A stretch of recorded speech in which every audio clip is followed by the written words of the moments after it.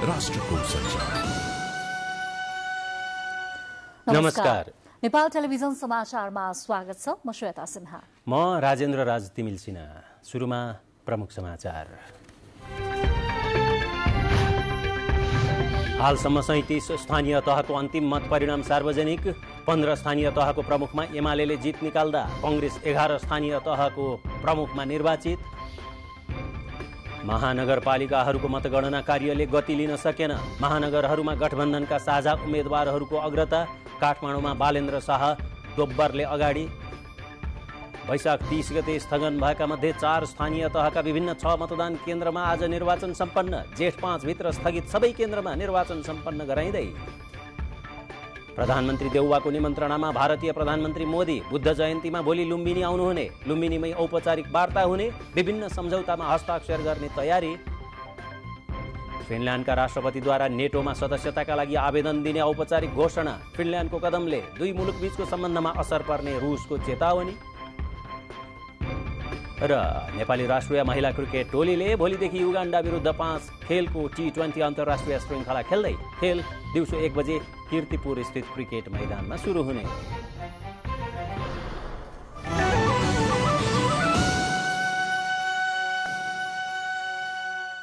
समाचार अब विस्तारमा।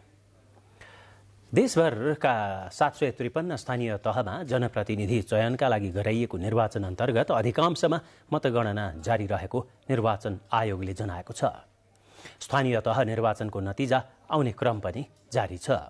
हालसम्म 37 वटा स्थानीय तहको अन्तिम परिणाम सार्वजनिक भएको छ, जसमा नेकपा एमाले 15 स्थानीय तहको प्रमुखमा विजय हासिल गर्न सफल भएको छ। त्यसैगरी नेपाली कांग्रेस 11 वटा स्थानीय तहको प्रमुख पदमा निर्वाचित हुन सफल भएको छ।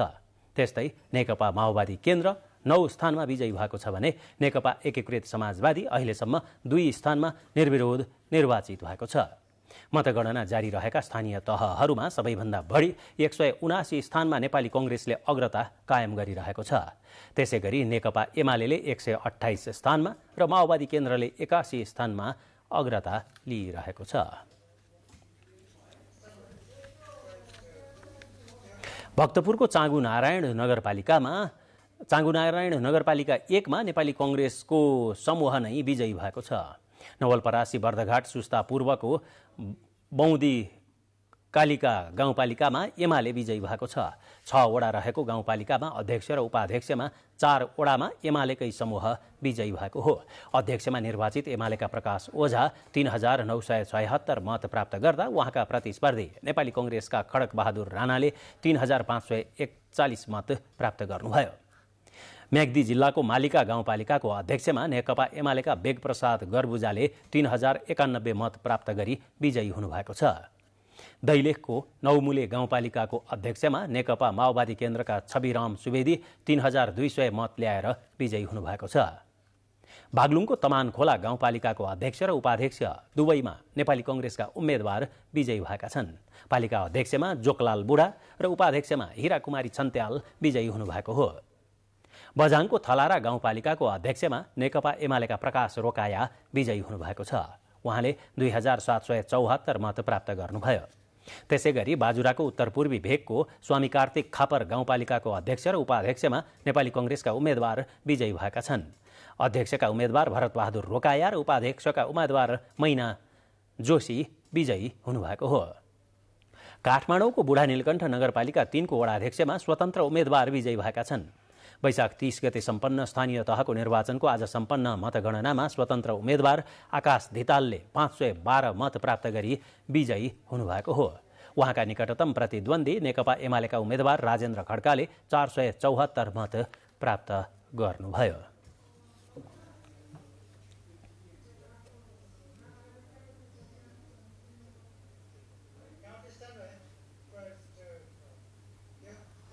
काठमाडौँ महानगरपालिकामा मतगणना निकै सुस्त भएको गुनासो आएपछि आज थप 1 स्थान बढाएर मतगणना जारी गरिएको छ। राष्ट्रिय सभागृहमा 6 ठाउँमा राखेर मतगणना गरिँदैछ, तर 64 लहरको ठूलो मतपत्रमा एकै चिन्हमा छाप भन्दा पनि क्रस भोटिङ भएका कारण गणनामा समय लागेको छ। यसैगरी गणनास्थलमा कर्मचारी व्यवस्थापनमा कठिनाई, लगातार रातभर पनि काम गर्नुपर्ने भएकाले शिफ्ट व्यवस्थापन लगायत कठिनाईले गर्दा गणना ढिलाइ भइरहेको छ। मतगणना भइरहेका सबै ठाउँमा सम्बन्धित निर्वाचन अधिकृत पुग्नै पर्ने भएकोले पनि अन्यत्र लगेर गणना गर्न सक्ने अवस्था नरहेको बताइएको छ। यद्यपि भोलि थप एक स्थान बढाएर मतगणना गर्ने तयारी भएको छ। यसैबीचमा काठमाडौँ महानगरमा 8,000 को हाराहारीमा गणना सकिँदा स्वतन्त्र उम्मेद्वार बालेन्द्र शाहको अग्रता दोब्बर मतले भएको छ। सार्वजनिक पछिल्लो परिणाम अनुसार स्वतन्त्र उम्मेद्वार शाहले 4,139 मत प्राप्त गर्दा नेकपा एमालेका केशव स्थापितले उहाँलाई पछ्याइरहनु भएको छ। केशव स्थापितले पछिल्लो मतपरिणाम अनुसार 2148 मत पाउनु भएको छ। त्यसैगरी तेस्रो स्थानमा नेपाली कांग्रेसका उम्मेद्वार सिर्जना सिंह हुनुहुन्छ। उहाँले 1934 मत प्राप्त गर्नु भएको छ। यस्तै भरतपुर महानगरपालिकामा गठबन्धनका साझा उम्मेद्वार रेणु दाहाल र नेकपा एमालेका उम्मेद्वार बीच कड़ा प्रतिस्पर्धा देखिएको छ र उम्मेद्वार रेणु दाहालले 2465 मत प्राप्त गर्नुहुँदा एमालेका विजय सुवेदीले 2468 मत प्राप्त गर्नुभएको छ। ललितपुर महानगरमा पनि कांग्रेसका चिरिबालपु महर्जनले 1091 मत प्राप्त गर्नुहुँदा एमालेका हरिकृष्ण व्यञ्जनकारले 497 मत मात्र प्राप्त गर्नुभएको छ। मध्य प्रदेशको एकमात्र महानगरपालिका पर्साको वीरगंज महानगरपालिकामा गठबन्धनका उम्मेद्वार राजेशमान सिंहले 2282 मतसहित अग्रतालाई निरन्तरता दिनुभएको छ। यसैगरी नेकपा एमालेका उम्मेद्वार विजय कुमार सरावगीले उहाँलाई पछ्याउँदै 916 मत सहित उहाँसँग प्रतिस्पर्धा गरिरहनु भएको छ। विराटनगर महानगरपालिकाको 6वटा वडाको 7268 मतगणना गर्दा गठबन्धन दल नेपाली कांग्रेसले महानगर प्रमुख पदमा अग्रता लिएको छ। कांग्रेसबाट प्रमुख पदका उम्मेद्वार नागेश कोइरालाले 2377 मत पाउँदा नेकपा एमालेका सागर थापा 1710 मत प्राप्त गर्दै उहाँको निकटतम प्रतिद्वन्द्वीका रूपमा देखिनु भएको छ। यसैगरी पोखरा महानगरमा गठबन्धनका उम्मेद्वार नेकपा एकीकृत समाजवादीका धनराज आचार्यको 1349 र एमालेको कृष्ण बहादुर थापाको 1250 मत रहेको पछिल्लो मत परिणामले देखाएको छ। यसै बीचमा हामीसँग चितवनबाट संवाददाता ईश्वर जोशी जोडिनु भएको छ। चितवनको भरतपुर महानगरपालिकामा एकदमै कड़ा प्रतिस्पर्धा देखिएको छ। गठबन्धनतर्फको उम्मेद्वार रेणु दाहाल र नेकपा एमालेको तर्फबाट विजय सुवेदी उम्मेद्वार हुनुहुन्छ। उहाँहरू बीच पछिल्लो मतपरिणाम अनुसार के कस्तो नतिजा छ ईश्वरजी जानकारी गराइदिनुस् न। भरतपुर महानगरपालिकाको गणनाको कुरा गर्नु पर्दाखेरि भर्खरै प्राप्त नतिजा अनुसार गठबन्धनका रेणु दाहाल 3 मतले पछाडि परेको अवस्था छ। भर्खरै प्राप्त मतगणना अनुसार रेणु दाहालले 2465 मत प्राप्त गर्नुभएको छ भने नेकपा एमालेका विजय सुवेदीले 2468 मत प्राप्त गर्नुभएको छ। त्यसैगरी स्वतन्त्र उम्मेद्वार जगन्नाथ पौडेलले 805 मत प्राप्त गरेको छ। निकै प्रतिस्पर्धा रहेको यो भरतपुर महानगरपालिकामा अहिलेसम्म रेणु दाहालले अग्रता लिएको थियो भने अहिलेको मतगणना अनुसार चाहिँ 3 मध्ये विजय सुवेदीले अग्रता लिएको अवस्था छ। ईश्वर जस्तो यहाँले जानकारी गराउँदै गर्दाखेरि अन्य पदहरूमा उपप्रमुख लगायतको पदमा चाहिँ कसरी आएको छ? दलगत हिसाबमा हेर्दा गठबन्धनका उम्मेद्वार अगाडि छन् वा अन्य दलका उम्मेद्वार के देखिएको छ? भरतपुर महानगरपालिकाको उम्मेद्वारको हकमा उपमेयर पदमा चाहिँ गठबन्धनकै दलको चित्रसेन अधिकारी चाहिँ 2701 मत प्राप्त गर्नुभएको छ भने राप्रपाका हिमाला गुरुङले 1975 मत प्राप्त गरेको छ। यसमा चाहिँ गठबन्धनकै उपमेयरको हकमा चाहिँ गठबन्धनकै उम्मेद्वार अगाडि रहेको अवस्था छ। ईश्वरजी, उपप्रमुख पदमा एमालेको अवस्था के छ? के एमालेले गठबन्धन गरेको हो? भरतपुरको उसमा चाहिँ नेकपा एमाले र राप्रपाले गठबन्धन गरेर चाहिँ चुनाव लडिसक्ने। यसै गरी माडी नगरपालिकामा पनि राप्रपा र एमालेको चाहिँ गठबन्धन जारी रहेको छ। प्रमुख र उपप्रमुख दुवैमा गठबन्धन भएको हो। जस्तो ईश्वरजी यहाँले जानकारी गराउँदै गर्दा दिउँसो 21 मतगणना अवरुद्ध पनि भएको थियो बदरमतका मतलाई लिएर। अहिले के छ? बदरमतको स्थिति कस्तो छ? कतिको मतहरू बदर भएका छन् र कस्ता त्रुटि देखिएका छन्? अब बदरमतको कुरा गर्नु पर्दाखेरि कतिपय मतहरूमा स्वस्तिक चिन्ह नरहेको खालि गोलाकारहरूको मात्रै चिन्ह हल्का देखिएको र कुनै कुनै मतपत्रहरूमा उम्मेदवारै नभएको स्थानमा पनि मत दिएको अवस्था देखिएको छ। दिउँसो विवादपछि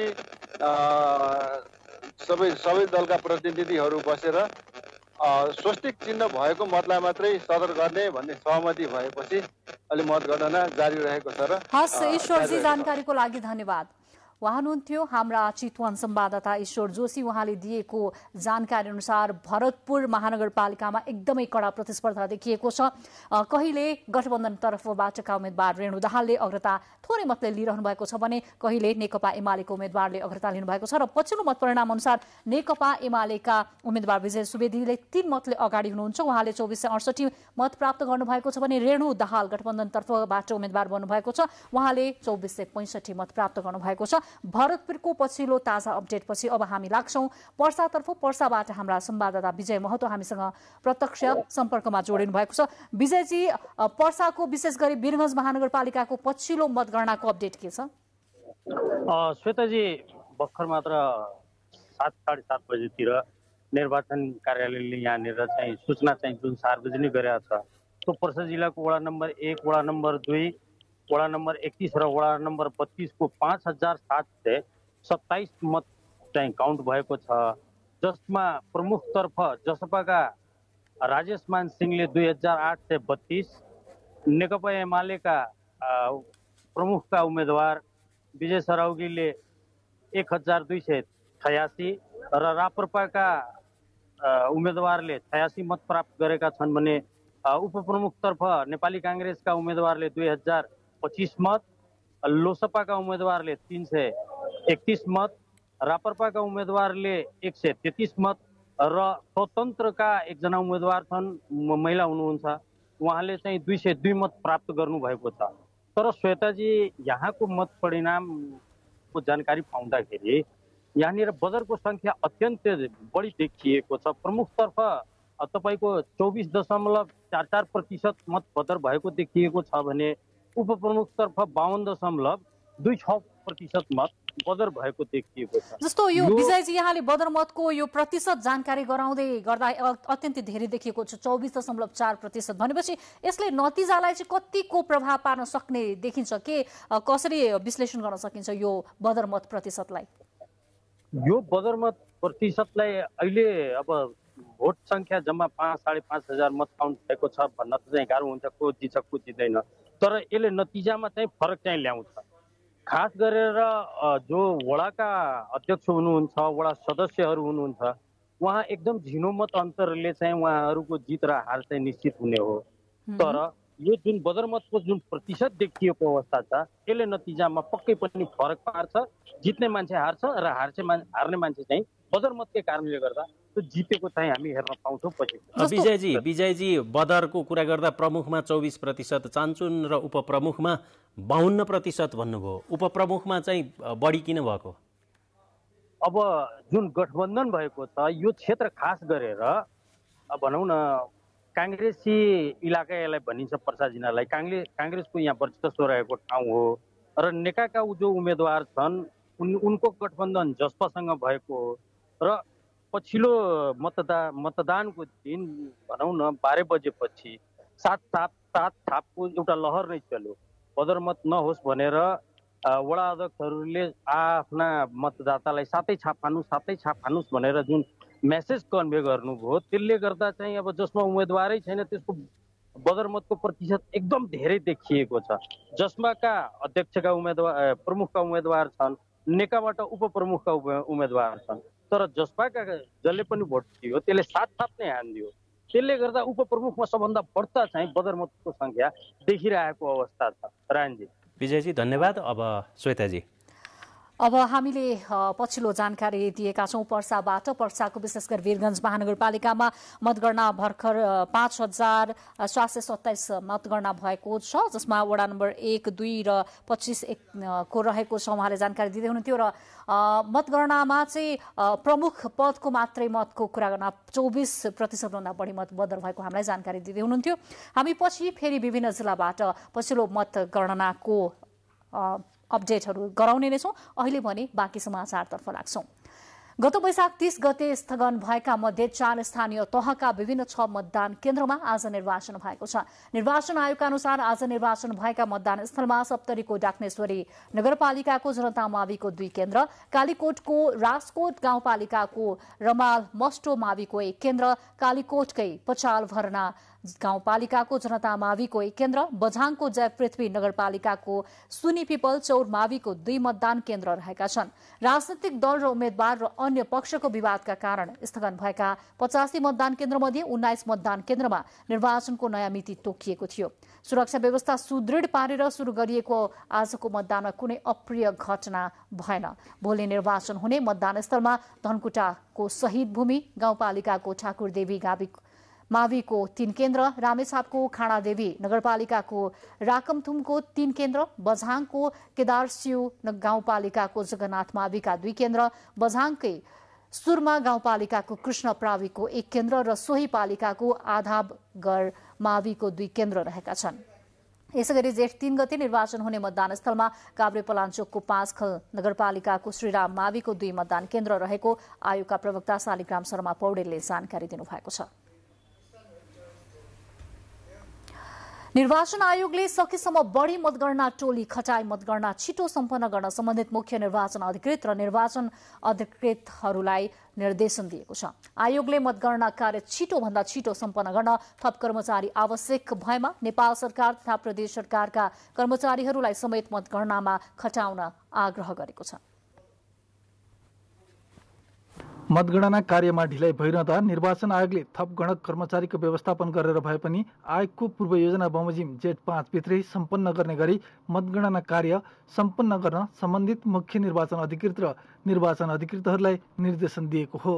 यस्तै आयोगले मतगणनाको क्रममा सामान्य मानवीय त्रुटिका विषयलाई अनावश्यक रूपमा उचाली विवादको विषय बनाई मतगणना कार्य रोक्ने, हुल हुज्जत गर्ने, नाराबाजी गर्ने र समग्र मतगणना कार्यलाई ढिलाइ गर्ने गरिएको प्रति आयोगको गम्भीर ध्यान आकर्षण भएको जनाएको छ।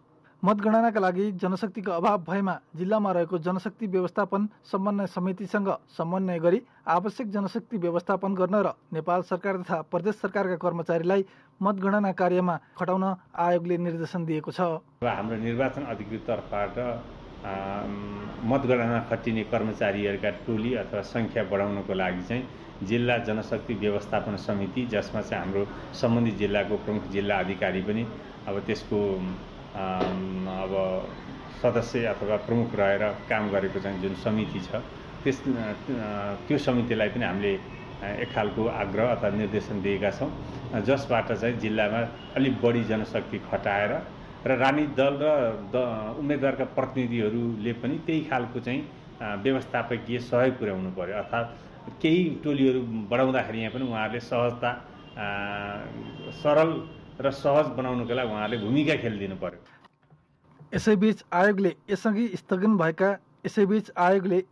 स्थगन भएका जुम्ला, कालीकोट र सप्तरीका मतदान केन्द्रहरूमा आज शान्तिपूर्ण रूपमा मतदान सम्पन्न भएको जनाएको छ। मतदान स्थगन भएका सबै केन्द्रहरूमा जेठ 5 गते भित्रै मतदान कार्य सम्पन्न गर्ने आयोगले बताएको छ। देश निर्वाचनमय भइरहेका बेला भोलि भारतका प्रधानमन्त्री नरेन्द्र मोदी लुम्बिनीको औपचारिक भ्रमणका क्रममा लुम्बिनी आउँदै हुनुहुन्छ। यी लगायतका निर्वाचनसँग सम्बन्धित समाचार लिएर फेरि उपस्थित हुनेछौँ। एकैछिन विश्राम।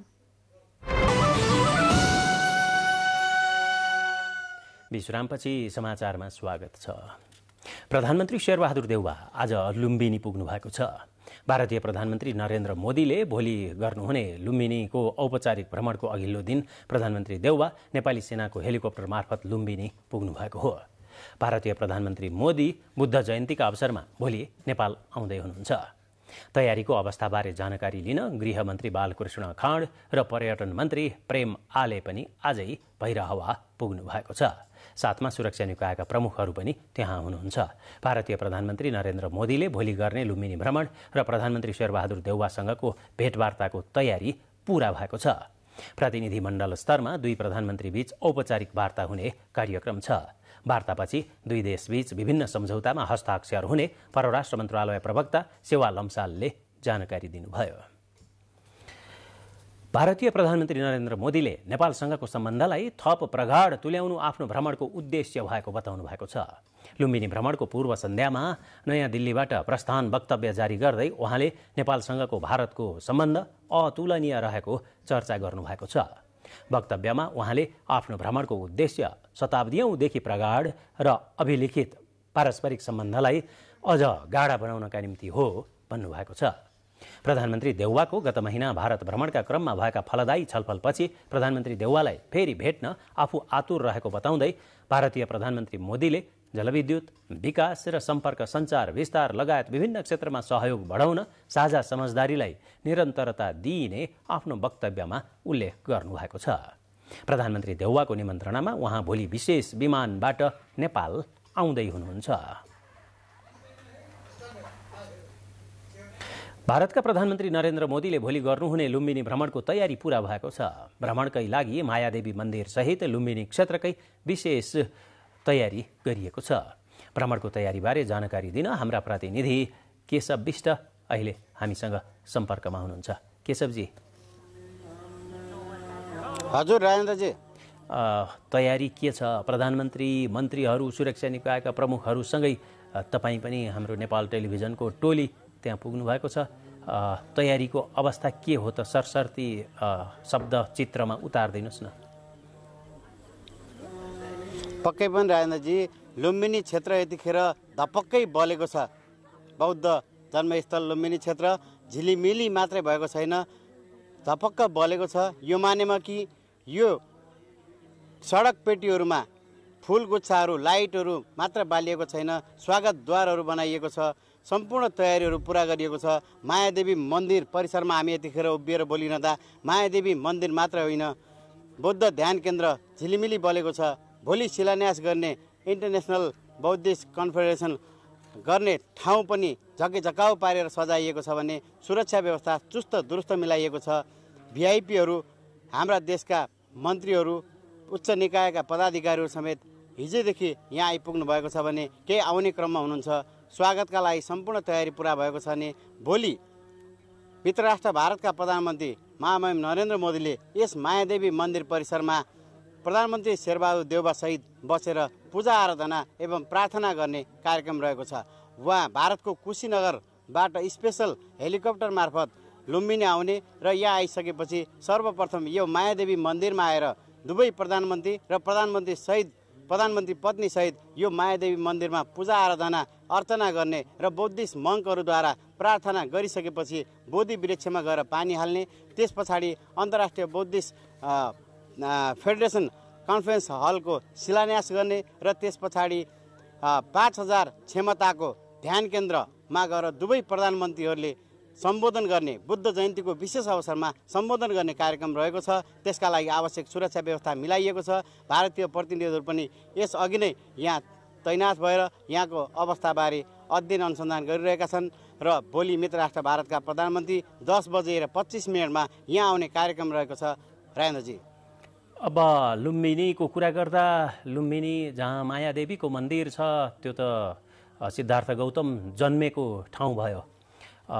बुद्धका पिता शुद्धोधनको दरबार तिलौराकोटमा कपिलवस्तुमा थियो।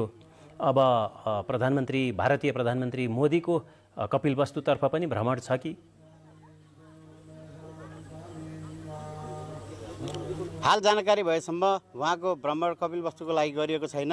उहाँ यहाँ आएर मायादेवी मन्दिरमा पूजा आराधना गर्ने, त्यस पछाडि बोधि वृक्षमा जलार्पण गर्ने र त्यस पछाडि गएर अन्तर्राष्ट्रिय कन्फरेन्स हेरिटेज सेन्टर सम्पदा केन्द्रको शिलान्यास गरिसकेपछि होटल पवन प्यालेसमा दुई मन्त्रीहरू बीच बाइलेटरल वार्ता हुने कार्यक्रम छ। त्यस पछाडि केही समय आराम गरिसकेपछि बुद्ध जयन्तीको अवसरमा आयोजित समारोहमा दुवै प्रधानमन्त्रीहरूले सम्बोधन गर्नुहुनेछ र त्यस पछाडि उहाँ भोलि नै केशवजी, मैले अलिकति सोध्न खोजेको, तपाईँले द्विपक्षीय वार्ता हुने भन्नुभयो। अब औपचारिक वार्ता हो, त्यो वार्तापछि सम्झौता हुने पनि कार्यक्रम भनिएको छ। के सम्झौता रहेछन्, केही थाहा भयो? राजेन्द्रजी, तपाईँले सोधेको पक्का पनि यो जान्नुपर्ने कुरा छ। 4वटा सम्झौताहरूमा हस्ताक्षर हुँदैछ। ती सम्झौताहरू अहिले मैले यहाँ हातमा पारेको छैन, पाइसकेको छैन। भोलि यस विषयमा म डिटेलमा जानकारी दिनेछु। खास गरेर यो विश्वविद्यालय, त्यो हाम्रो बुद्ध विश्वविद्यालय र इन्डियाको कल्चर सेन्टरको बिचमा एमओयू हुँदैछ भने काठमाडौँ विश्वविद्यालय र त्यहाँको कल्चर सेन्टरको बिचमा पनि एमओयू हुँदैछ। अरू दुईवटा सम्झौता यतिखेर मसँग प्रश्न आइपुगेको छैन। यो दुईवटा सम्झौता र अरू दुईवटा सम्झौता हुने कुरा चाहिँ मैले जानकारी पाएको छु र मैले उहाँहरूसँग कुराकानी गर्दाखेरि 4वटा सम्झौतामा हस्ताक्षर हुने भनेर जानकारी दिनुभएको छ। केशवजी, यो जानकारीको लागि धन्यवाद। दर्शकवृन्द, अहिले हामी कुरा गर्दै थियौँ बुद्ध जन्मस्थल लुम्बिनीबाट, जहाँ झिलिमिली पारिएको छ। आज त्यहाँ दीप प्रज्वलन कार्यक्रम पनि थियो। साँझ दीप प्रज्वलन भइसकेको छ र भोलिका कार्यक्रमबारे हाम्रा प्रतिनिधि केशवराज विष्टले जानकारी दिइसक्नु भएको छ। त्यहाँ कम्तीमा 4वटा सम्झौता नेपाल र भारत बीच हुँदैछन् र अन्य सम्झौताबारे पनि गृह कार्य भइरहेको बताइएको छ।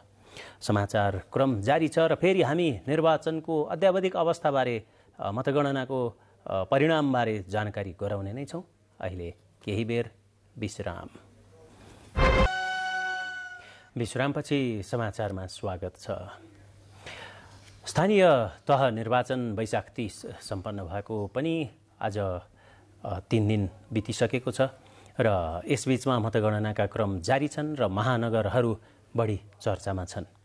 ती महानगरमध्ये भौगोलिक क्षेत्रका हिसाबले नेपालको सबभन्दा ठुलो महानगरपालिका पोखरामा पनि मतगणना जारी छ।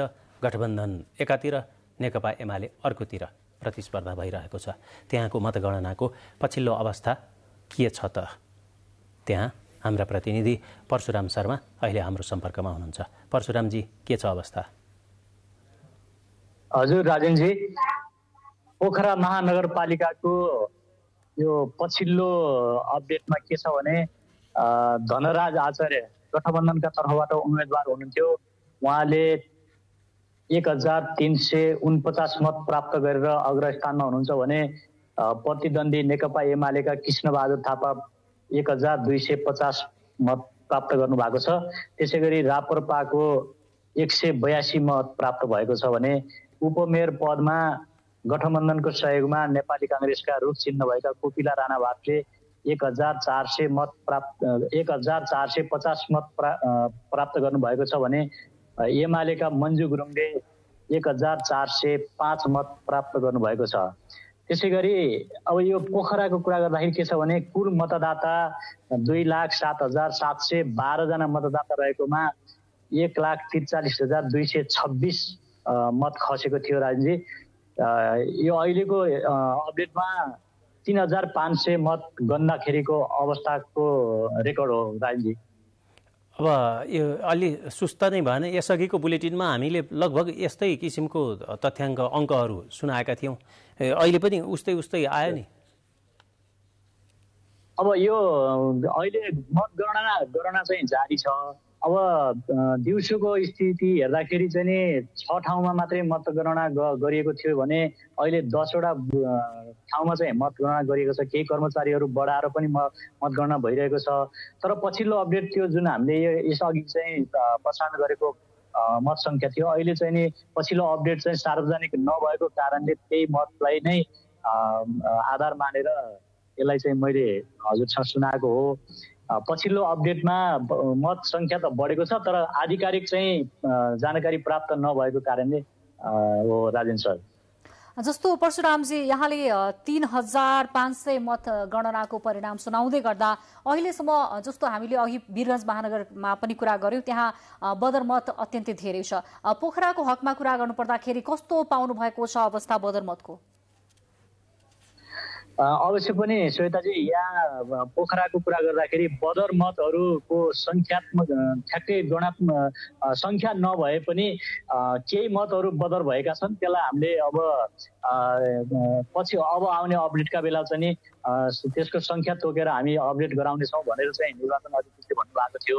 त्यही भएर ठ्याक्कै सङ्ख्यात्मक हिसाबले चाहिँ त्यो तिनी मतहरू चाहिँ नि जुन रद्द भएका मतहरूको चाहिँ सङ्ख्या भनिएको छैन श्वेता। जस्तो परशुरामजी एकदमै अहिलेसम्म हेर्दा हिजो साँझ 4 बजेदेखि सुरु भएको थियो पोखराको मतगणना र आजसम्म जम्मा 3500 मत मात्र गणना गरिएको छ। मतगणनाको जुन स्थानहरू बढाउनका लागि केही गृह कार्य छ कि छैन, यहाँले के जानकारी प्राप्त गर्नुभएको छ? यो दिउँसो 3 बजेसम्म 6वटा बुथबाट चाहिँ मतगणना भइरहेको थियो भने 4 बजेपछि बल्ल अरू 4वटा केन्द्र अथवा ठाउँ बढाएर केही कर्मचारीको व्यवस्थापन गरेर अहिले चाहिँ 10वटा ठाउँबाट चाहिँ मतगणना भइरहेको छ। तर पनि के छ भने अब यो रातभरि अनिदो भएका कर्मचारीहरू चाहिँ अलि जागर चाहिँ कम हुने अथवा चाहिँ नि उहाँहरूले गाह्रो भएको कारणले हामीले कर्मचारीको व्यवस्थापन अलि चाहिँ राम्ररी गर्न नसकेको कारणले पनि यो ढिलो भएको भनेर चाहिँ मुख्य निर्वाचन अधिकारीले भन्नुभएको थियो मलाई 203 बजेतिर। यी कुरा त सबै उही नै भयो नि परशुरामजी, जहाँसुकै यही नै कुरा, निद्रा थकाइ के यी त सबै उस्तै भयो, ढिला सुस्तीका। यो मतगणना भइरहेको ठाउँ कहाँ रे? यो मतगणना भइरहेको ठाउँ चाहिँ यसअघिको जिल्ला विकास समिति, अहिलेको चाहिँ जिल्ला समन्वय समिति र पहिलाको नगर विकास समिति, अहिलेको मुख्य निर्वाचन कार्यालयमा 2 ठाउँमा गरेर चाहिँ मतगणना भइरहेको छ। 2 ठाउँमा केन्द्र 2 ठाउँ भए पनि त्यहाँभित्र चाहिँ बुथहरू 10वटा बुथहरूमा चाहिँ मतगणना भइरहेको छ। राजेश, धन्यवाद परशुरामजी। अहिले हामी हाम्रा पोखरा समाचारदाता परशुराम शर्मासँग पोखरा महानगरपालिकाको मतगणनाको अवस्थाबारे कुराकानी गर्दै थियौँ। निर्वाचन आयोगले मतगणनाका क्रममा हुने सामान्य मानवीय त्रुटिलाई विवादको विषय नबनाउन आग्रह गरेको छ। अनावश्यक विवाद झिकी मतगणना कार्य रोक्ने, हुल हुज्जत गर्ने, नाराबाजी गर्ने र समग्र मतगणना कार्यमा ढिलाइ गर्ने गरिएका प्रति ध्यानाकर्षण भएको आयोगले जनाएको छ। मतगणनाका क्रममा देखिएको गतिविधिबाट पूर्व योजना अनुसार जेठ 5 गते अगावै मतगणना कार्य सम्पन्न गर्ने उद्देश्यमा असर पुगेको आयोगको भनाइ छ। आयोगका प्रवक्ता शालिग्राम शर्मा पौडेलले आज विज्ञप्ति जारी गर्दै जिल्लामा रहेको जनशक्ति व्यवस्थापन समन्वय समितिसँग समन्वय गरी आवश्यक जनशक्ति व्यवस्थापन गरेर मतगणना तीव्र बनाउन आग्रह गर्नुभयो। उपलब्ध भएसम्म नेपाल सरकार तथा प्रदेश सरकारका कर्मचारीलाई मतगणना कार्यमा प्राथमिकता साथ खटाउने तथा स्थानको उपलब्धता अनुसार सकेसम्म बढी मतगणना टोली कायम गरी मतगणना गर्ने व्यवस्था मिलाउन पनि आयोगले आग्रह गरेको छ।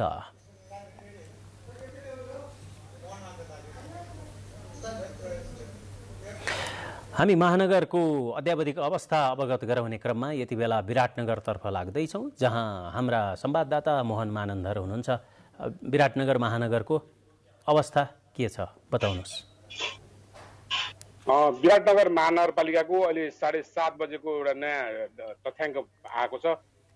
जम्मा 10,525 मत काउन्टिङ हुँदाखेरि नेपाली काङ्ग्रेसका नागेश कोइरालाले चाहिँ 3,278 मत प्राप्त गर्नुभएको छ भने नेकपा एमालेको सागर कुमार थापाले 2,347, त्यसै गरी स्वतन्त्र उमेश यादवले चाहिँ 1,179 मत प्राप्त गर्नुभएको छ। यसै गरी उपप्रमुखमा भने नेकपा एमालेकी शिल्पा निराला कार्कीले 2,706 मत प्राप्त गर्नुभएको छ भने गठबन्धनको जनता समाजवादी पार्टी का अमरेन्द्र यादवले 1,779 मत प्राप्त गर्नुभएको छ।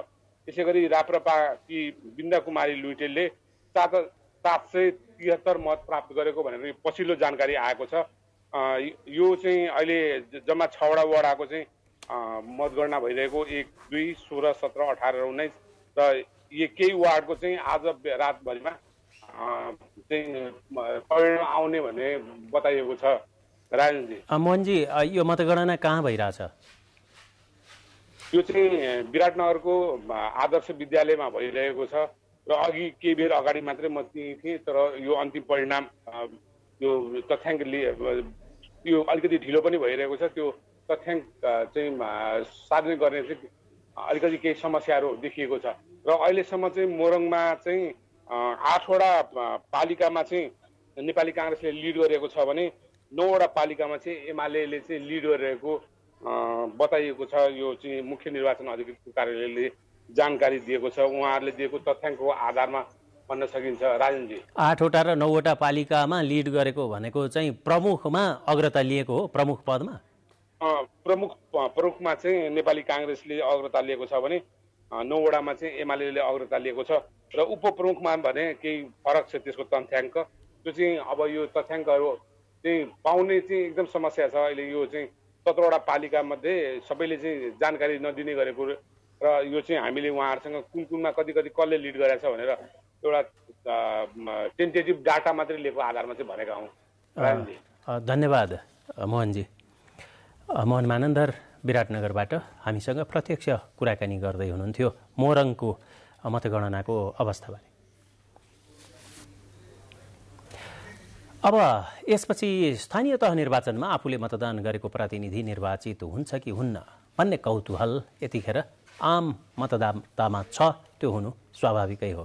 मतदाता मात्र होइन, कतिपय मतदान नै नगरेकाहरू पनि कसले जित्ला भन्ने चासो राखेर उत्सुकतापूर्वक हेरिरहेका छन्। यो रिपोर्ट। वैशाख 30 गते स्थानीय तहको निर्वाचन सम्पन्न भएसँगै अहिले देशभरका मतगणना स्थल बाहिर मानिसहरूको भीड़ लागेको छ। राजधानी काठमाडौँदेखि दूर दराजका मतगणना स्थलहरूमा दल वा उम्मेद्वारका प्रतिनिधि तथा शुभेच्छकको बाक्लो उपस्थिति छ। आफूले मतदान गरेका राम्रा, असल र सक्षम उम्मेद्वारको पक्षमा नतिजा आउला या नआउला भन्ने कौतूहलता मतगणना स्थल बाहिर रहेको यो ठूलो भीड़मा देखिन्छ। यहाँ दलका कार्यकर्तादेखि लिएर स्वतन्त्र उम्मेद्वारका समर्थनहरू नाराबाजी समेत गरिरहेका छन्। कतिपय शुभेच्छकहरू त भोग, तिर्खा र निन्द्राको समेत परवाह नगरी मतगणना स्थलमा सुरुदेखि नै बसेका भेटिए। हामीले हिजो रातिदेखि बसिरहेछौँ, बालेन्द्रलाई सपोर्ट गरेर हामी पुरै हेरिरहेछौँ कुन नतिजा कतिखेर आइरहेछन् भनेर हामीले पुरै अपडेट लिइरहेछौँ। त्यो साथै अब हेरौँ नतिजाको प्रतिशतमा छौँ हामी सबै वडा नम्बर 13 कै समर्थनमा आएको क्या। तर हाम्रो भोट याक गन्दै नगनेको हुनाले, अति ढिलो भएको हुनाले कुर्दा अब के गर्ने, अब रिजल्ट भन्दा धेरै भइसक्यो कुरा अनि त्यही भएर चाहिँ आएको हामी। म हजुर नेकपा एमालेको समर्थनमा भोट गर्न आएको। म बिहान 6 बजेदेखि आएको, खोइ ढिलो भएको भइसक्यो के भएको। 6 बजेदेखि आएका छौँ। एकीकृत समाजवादी ललितपुर महानगरपालिका वडा नम्बर 2 को वडा अध्यक्ष उम्मेद्वार सहित प्यानललाई विजय गराउन गठबन्धनको। मतगणना स्थलमा जम्मा भएकाहरू कहिले आफ्ना उम्मेद्वारको अग्रतामा रमाउँछन् त कहिले अर्को उम्मेद्वारले पछि पार्ने बित्तिकै खिस्रिक्क परेर छेउ लाग्छन्। स्थानीय सरकार नागरिकको हरेक कामको सिधा सरोकार राख्ने सरकार भएकै कारण पनि उनीहरूको चासो नतिजासँग जोडिएको भनाइ कतिपय शुभेच्छकहरूको छ। चुनावमा हामीले प्रजातन्त्रलाई स्थायित्व दिनको लागि आएको हो। चुनावको लागि हामी सबैजना एउटा परिवर्तन चाहन्छौँ के देशमा। जुन परिवर्तन पहिला भएका थिएनन्, अब त्यो परिवर्तन जुन छ त्यसलाई चाहिँ हामी ब्रेक गर्न चाहन्छौँ। मतगणना स्थलमा मात्र होइन, अहिले मोबाइल, टिभी लगायतका सूचना प्राप्त हुने माध्यम समेतमा आम मानिसको ध्यान छ। यति बेला सबै नागरिकको ध्यान मतगणना स्थलतिर छ। आफूले रोजेको र चाहेको उम्मेद्वार निर्वाचनबाट निर्वाचित हुन्छ कि हुन्नन् भन्ने कुरामा उनीहरूको बडो चासोको विषय बनेको छ। नेपाल टेलिभिजनका लागि क्यामेरामा राम थापाको साथमा मानवी बानिया, काठमाडौँ। काठमाडौँ महानगरपालिकाको मतगणना भइरहँदा मतगणना स्थलमा उम्मेद्वारका प्रतिनिधि र शुभेच्छुकहरूले भरिभराउ छ भने उम्मेद्वारहरूको घर भने सुनसान। सत्ता गठबन्धन र प्रतिपक्षी दलको तर्फबाट उठेका उम्मेद्वार भन्दा पनि स्वतन्त्र उम्मेद्वारको सुरुवाती अग्रताले यतिखेर मुलुककै ध्यान खिचिरहेको बेला मेयरका उम्मेद्वारको घर र टोलमा चाहिँ खासै चहल पहल छैन।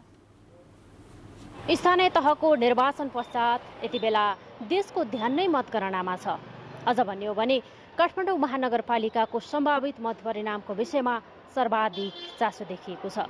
यस क्षेत्रमा नेकपा एमाले र कांग्रेसका उम्मेद्वारहरूलाई स्वतन्त्र उम्मेद्वार बालेन्द्र शाहले टक्कर दिने प्रक्षेपणहरू सार्वजनिक भइरहँदा चासो अझ बढ्दै गएको छ।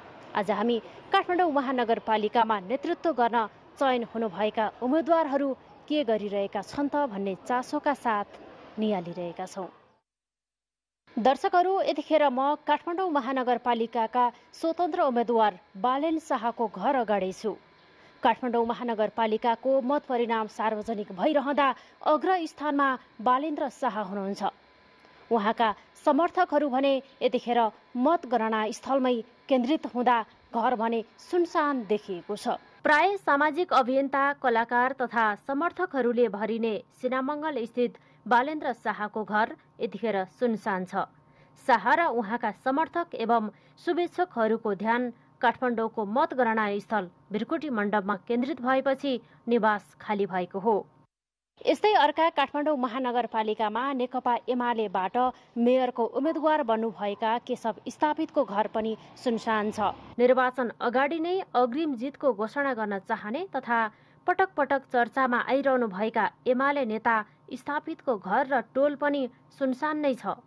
प्राय नेता कार्यकर्ताहरूको उपस्थित रहने स्थापितको निवासमा एनटिभी न्युजको टिम पुग्दा न उहाँ हुनुहुन्थ्यो न त उहाँको आफन्त र कार्यकर्ता नै। यो घर पनि काठमाडौँ महानगरपालिकामा नेपाली कांग्रेसको तर्फबाट मेयरमा उम्मेदवारी दिनुभएको सिर्जना सिंहको घर हो। यो घर पनि अन्य घरहरू जस्तै सुनसान देखिएको छ। नेपाली कांग्रेसका संस्थापक नेता गणेशमान सिंहको निवास काठमाडौँको चाक्सीबारी ऐतिहासिक राजनीतिक पृष्ठभूमि बोकेको ठाउँ हो। यहाँ सधैँ मानिसहरूको भेटघाट र चहल पहल हुन्थ्यो। यही नेपाली कांग्रेसकी नेत्री जो गणेशमान सिंहकी बुहारी पनि हुनुहुन्छ सिर्जना सिंह बस्नुहुन्छ। अहिले काठमाडौँ महानगरपालिकाको मत गन्दै गर्दा नेत्री सिंहको निवास पनि सुनसान प्राय छ। उहाँका शुभेच्छकहरू पनि भिरकुटी मण्डपमै अड्डा जमाएर बसेका छन्।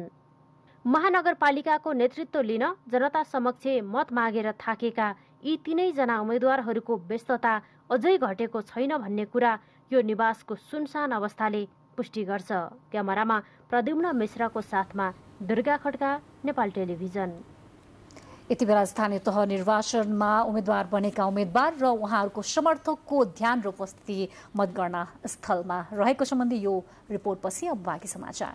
नेकपा एमाले स्थानीय तहको निर्वाचनमा पार्टीले दिएको उजुरी उप गम्भीरताका साथ ध्यान दिएर कार्यान्वयन गर्न आग्रह गरेको छ।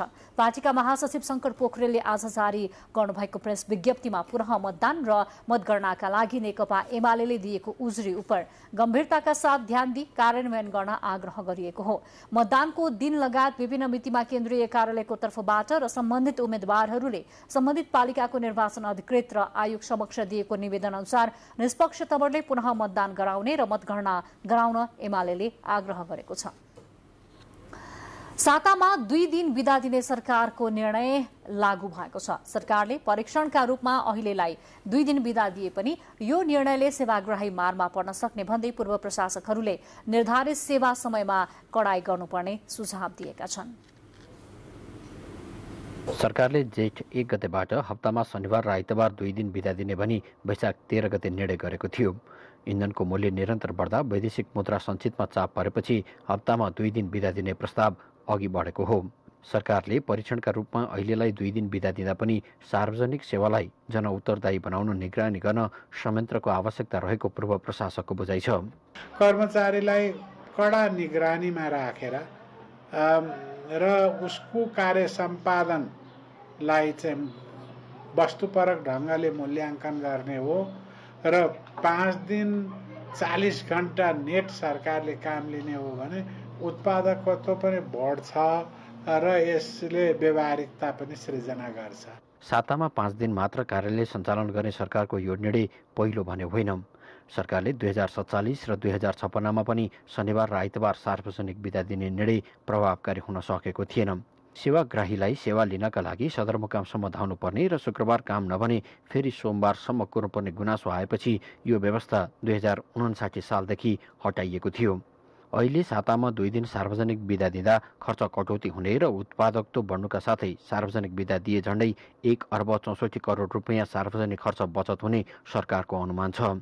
हरेक कर्मचारीले तोकिएको समयभर इमान्दारीपूर्वक काम गर्ने हो भने सातामा 2 दिन बिदा दिँदा काममा कुनै असर नपरे पनि कर्मचारीको उत्पादकत्व कति हुन्छ भन्नेमा यो निर्णयको प्रभावकारिता रहनेछ।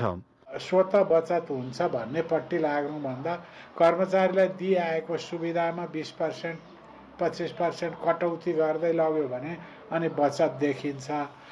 उत्पादकत्व बढाउने, सेवाग्राही प्रति जिम्मेवार बनाउने हो भनेदेखि कर्मचारीको सङ्ख्यामा बढी छ केन्द्रमा, त्यसलाई घटाउँदै लाने र मनज्ञ काम कार्य बोझ दिने र त्यो काममा चाहिँ कर्मचारीलाई जोताउन सक्यो भनेदेखि